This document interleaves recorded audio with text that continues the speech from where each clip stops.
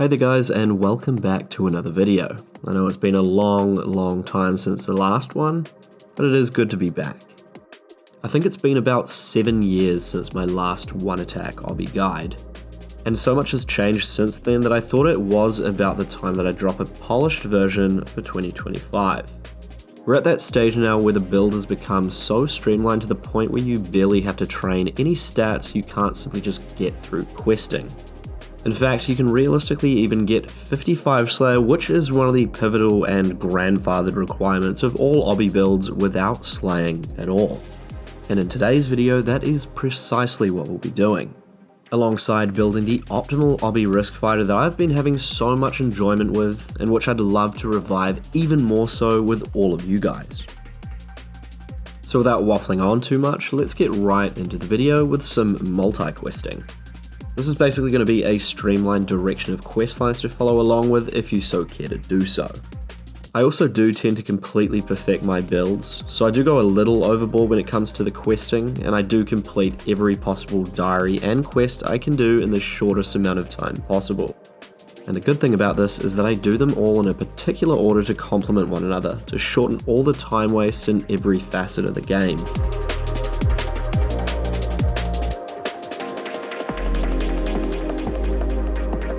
While under the notion of multi-questing, I try to get both quests and diary tasks done within the same area so we don't have to return unnecessarily in the future.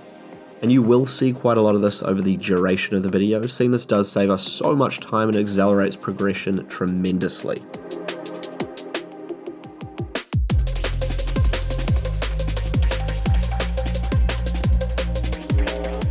Thieving is the first immediate goal, in which we do need 42 for the requirement of Temple of Ikov. Back in the day, you'd have to do a few quests to then sit at cake stalls till around level 30. However, now we've been blessed with the release of Valamore and the quest lines along with it. Now, Valamore has 3 early level quests that we can smash out for Thieving XP that'll push us up in tandem with all the rest to level 42 on the dot. The reason we're smashing out our Thieving level first is to subsequently knock out all of our range quests to get to level 34. This will let us sort out all the rest of our range and hit points experience on Chompies to optimize the use of our XP to perfection.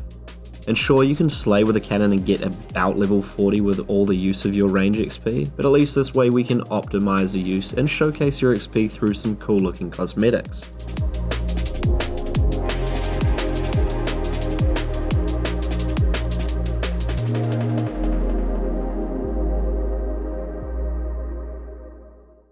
Next off, we'll smash out Tourist Trap to get a kickstart on our agility level. Seen without it, our energy drain is absolutely ridiculous. As you can see here, if you're starting this with low HP, you can either recoil the whole thing or simply body block using the guards by initiating a dialogue. I thought I'd throw this cool little graphical for the robe exchange, where if you cut the end of the dialogue, your robes won't even change, while the IDs have already been transferred. Simply just remove the robes and put them back on and they'll change to the correct format.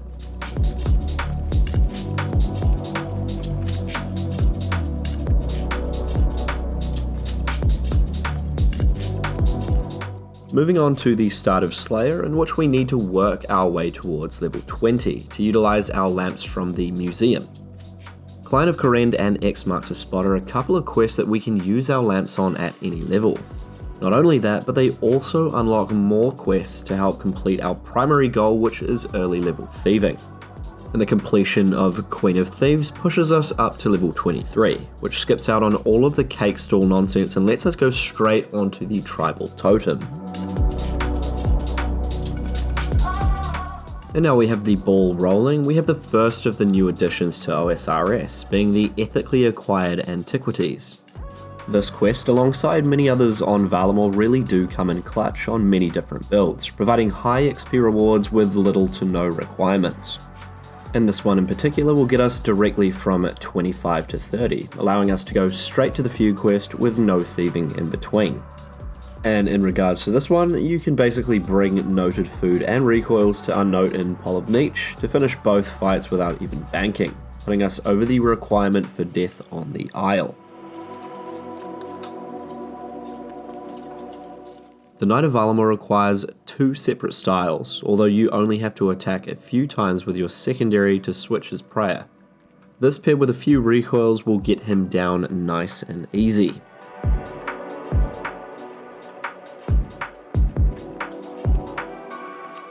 This is just a little technique that you should all use while getting from 1 to 30 fire making to bypass the chance of not lighting the fire on the first tick. Though in this case we only need level 4 really quickly just to light a candle lantern so it doesn't go out during the Lost Tribe quest.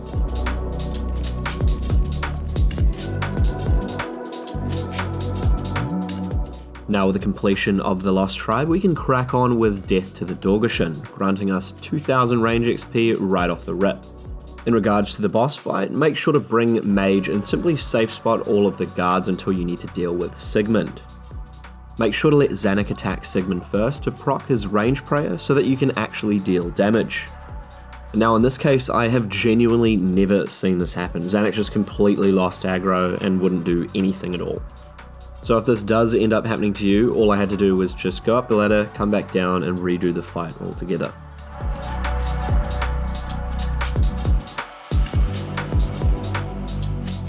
Next we quickly smashed out Gertrude's cap for a kitten so that we could crack on with Iclarin's little helper, granting 4.5k thieving and agility XP, in which we're going to need both to push us up to the agility requirement for Death on the Isle.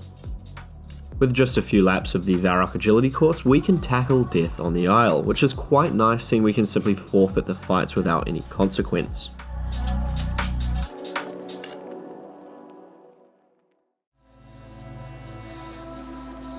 Our initial goal of 42 thieving and the completion of Temple of Ikov has been met, all in the course of about 4 hours of in-game time, and an hour of which was completely AFK. And it simply just goes to show how streamlined and fast the early game has become over the course of the last few years.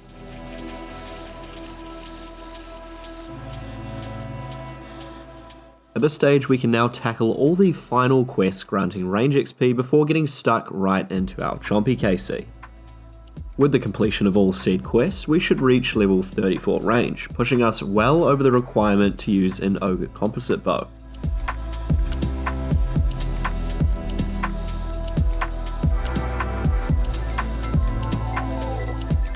Also, make sure to bring some cash along with you during the Horror from the Deep quest so you don't have to return to grab all the books.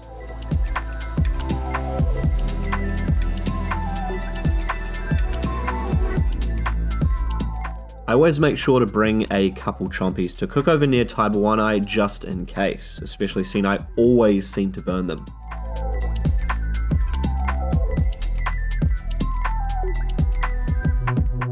We're also going to need the Jungle Potion complete for a number of future quests, so I like to tie in some of the more out of the way diary tasks like kill a Joga in the Pothole Dungeon. This is something that we are going to have to do in the future anyway, so we might as well just bang it out right now. And also when fighting Slash Bash during Zoga Flesh Eaters, normally you'd just have Crumble Undead or you'd range it. But it honestly doesn't even matter, just grab some recoils and take the damage reduction. It barely takes any time at all and we don't even have the mage level anyway. Let's fast forward about 12 hours or so and we have our 2000 Chompy KC. And now you could speed this up with the Western Province Achievement Diary completion, but it'll only save around 45 minutes or so. It also has the requirement of 40 combat, in which we're not ever going to get. I'll usually utilize my Chompy KC, whether it be 2 or 4000, for whatever hit points experience I need, seeing there isn't really much else we'll gain XP from. And the reason I say that is because we can actually skip all of our strength training entirely by completing the right segment of quests as seen below. By finishing the Horror from the Deep and the Shadow of the Storm, we can get directly to 30 strength, giving us the requirement to use the Blast Furnace Pump. And now this is considered a little grey area, but what I'll do for my strength is overlay 2 clients on top of each other and set my logout timer to 25 minutes. I'll then click on both clients and stagger the second click about 5 seconds after the first on the original client. After the following 25 minutes, your logout timer plugin will send a notification packet to your client prioritizing the application, and thus 5 seconds after it will do the same to the second client. This will subsequently keep both accounts logged in for 6 hours without breaking any rules. with the only stipulation that every hour and 20 minutes you need to interact with the pump to keep gaining experience. I know that probably sounded all a bit ridiculous, but it does mean that I can basically keep my account logged in and training for as long as possible, gaining XP while I'm not even around.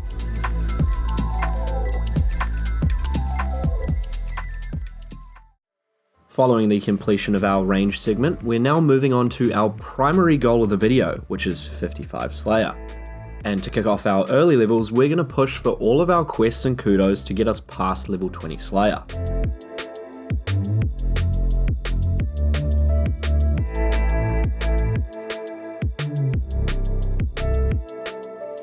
So I know I said in quote, without slaying at all, and I lied.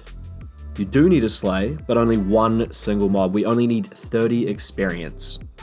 And this is due to the restrictions that we have on the account with only 13 prayer, though if you were 31 you could definitely do this without slaying at all.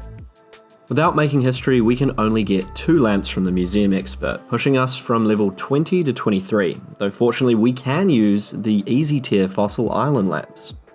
And to utilize my time management correctly, as you can see I already have 65 woodcutting, which was done in the forestry worlds for the bonus experience and some cool little outfits for PKing. Alongside 55 mining, which was done at Motherlode Mine for the requirements for some of the harder quests down the line, all while editing this very video. I basically jam-packed all of this video together in the course of around 3 days to both drop before any disruption from sailing and also for our Clan Slayer event, in which you can join from the Discord linked in the description below.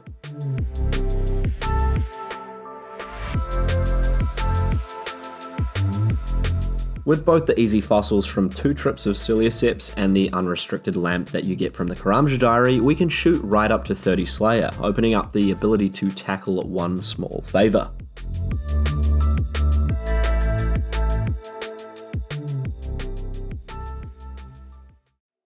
After completing Shiloh Village, the only issue you might run into is when you're fighting the Slagolith, and simply make sure to switch to your pickaxe on the last tick to make sure your damage doesn't get reduced. This NPC has similar mechanics to the Slash Bash that we had to kill before, so make sure to use your pickaxe.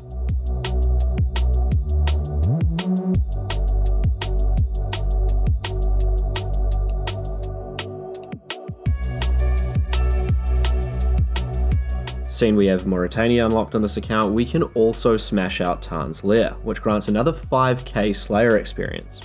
This one can be a bit of a mission with the Terror Dogs, as they can hit you twice each while you're stuck in a stall, so it really does come down to luck, though it is still worth the amount of XP granted.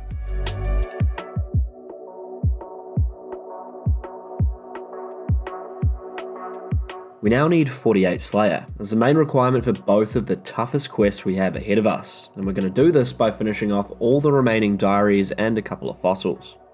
And this literally doesn't take long at all, seeing we've already completed half of the steps during the questing segment of the build.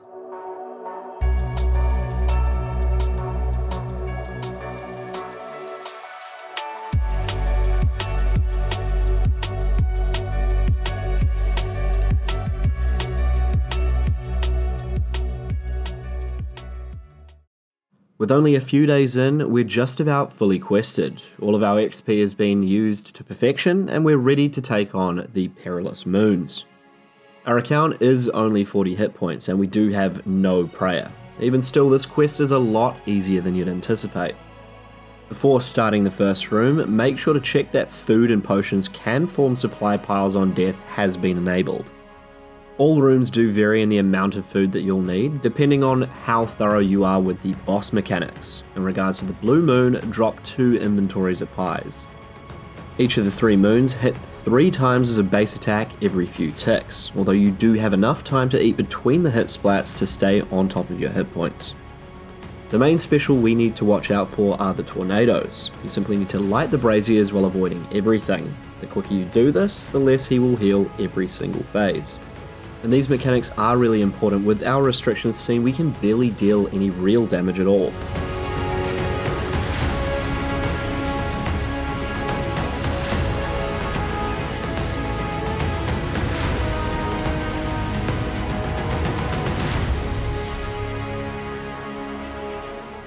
Next up, we have the hardest of the lot, the Blood Moon. This time around we're going to need 3 inventories of food death spawned and 6 or 7 recoils depending on your tick movement. If you're having trouble with being tick perfect, you're going to need 5 death spawns and 10 recoils to cover for the heals that the Blood Moon gets off both every hit and one of its specials.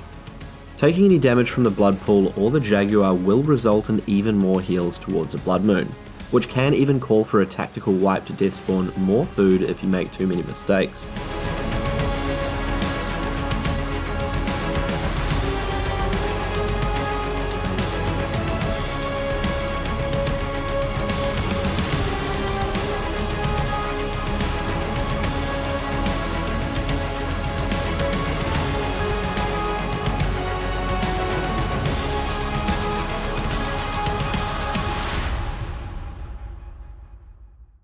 Our last but not least is the Eclipse Moon. In comparison to the other two, this is definitely a walk in the park. We're only going to need either none or 1 death spawn and only a couple of recoils. Though I take a few more for good measure. The Eclipse secondary special attack lets you actually deal real damage, and you'll do the majority of your damage during this phase.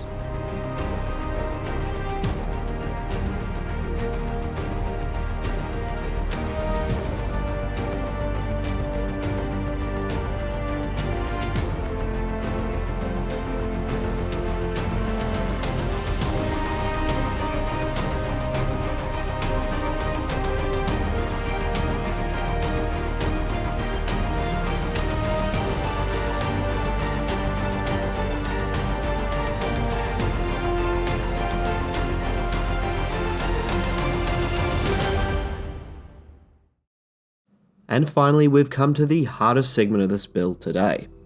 And if I'm not mistaken, I'm pretty sure I'm shooting for the lowest level completion of the Heart of Darkness ever recorded.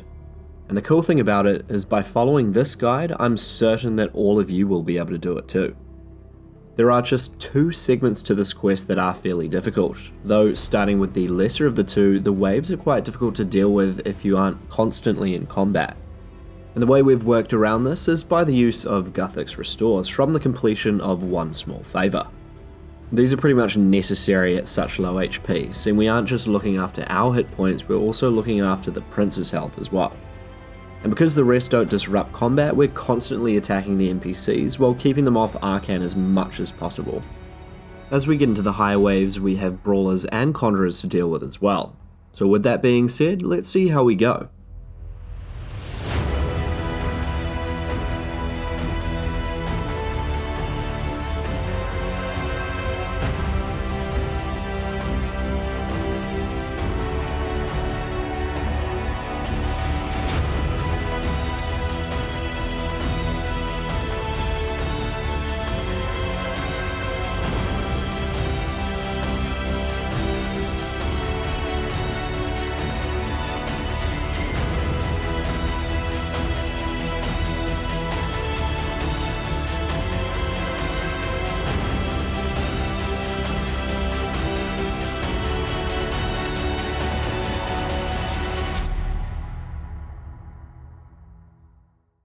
We actually managed to knock that one out nice and easy in one fell swoop, followed up with the bout against Arcan. This one is truly much easier. Simply avoid his specials by running through him and stay on top of your eats, and it should be one and done.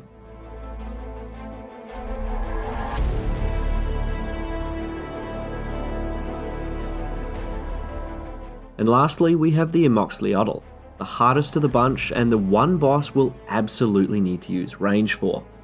This guy's defenses are so high in all 3 attack styles, I simply don't stand a chance without bolt procs that ignore defense entirely. And given this thing has 520 hit points and we're going up against it with 40, I think we're going to need a lot of procs.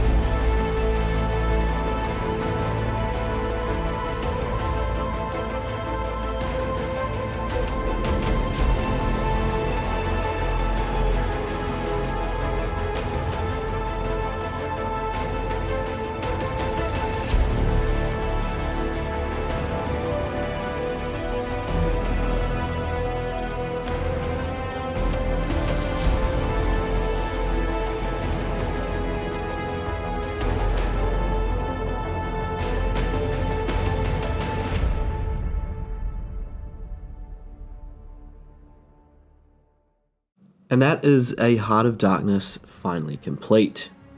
In retrospect, this was such an awesome quest with all of the boss fights, but if this really isn't your thing, you can simply substitute this one with a couple more lamps from Cilioseps. Though because I'm more of a completionist when it comes to these builds, I like to have everything done that I can possibly do, and this really wasn't too difficult at all. It only took me about 3 days altogether.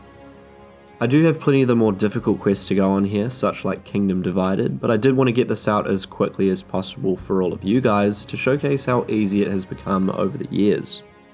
Shadows of Custodia is the final quest to wrap everything up, granting us another 10k Slayer experience before the big 55. And this one's super easy, you can literally just run out of the aggression zone and mage from afar.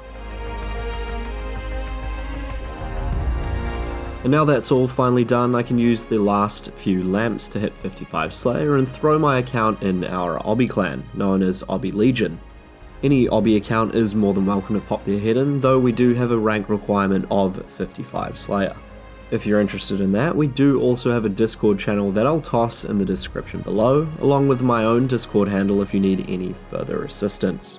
With all that being said, I hope you all enjoyed that little project I set myself onto during the week. I'll be taking this to Bounty Hunter as well, so if you guys want to keep an eye out for that, just drop me a subscription. It takes a couple seconds and helps me tremendously.